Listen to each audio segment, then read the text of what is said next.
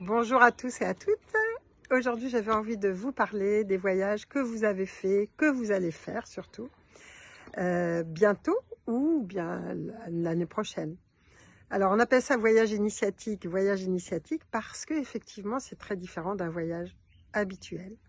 C'est un peu comme quand vous entrez dans une forêt, que vous vous promenez comme un touriste, ou que vous entrez dans une forêt et qu'avant, vous avez demandé aux êtres de la nature que vous avez salué les êtres de la nature et que leur avez demandé la permission d'entrer.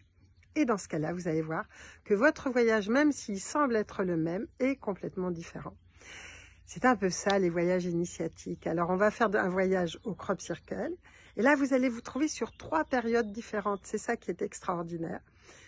Certains d'entre vous ont vécu la période arthurienne, la période où les fées se mélangeaient quelquefois aux humains et donnaient des enfants particuliers, comme le roi Arthur par exemple.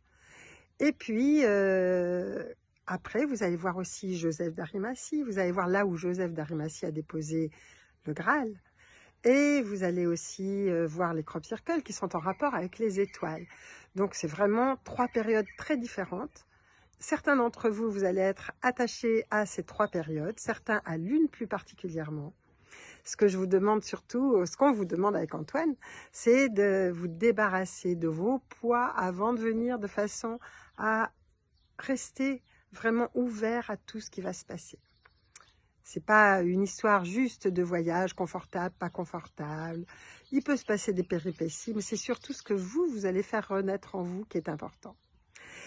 Et puis, pour le voyage en Égypte, ce que je trouve important, c'est que là, vous allez aussi retrouver de vieilles mémoires. Vous allez retrouver des lieux, vous allez retrouver des mémoires, en fait, des façons d'être, peut-être des soins que vous avez connus autrefois et qui vous parlent et qui sont imprégnés en vous. C'est une époque que j'ai connue et donc, effectivement, c'est facile avec Antoine, de vous mener sur certains endroits, sur certains lieux sacrés. Et on aura beaucoup de chance parce qu'on a 3 lieux importants qui sont privatisés. Ça veut dire que même s'il y avait du monde, de toute façon, on serait tout seul. Donc, notamment à Luxor.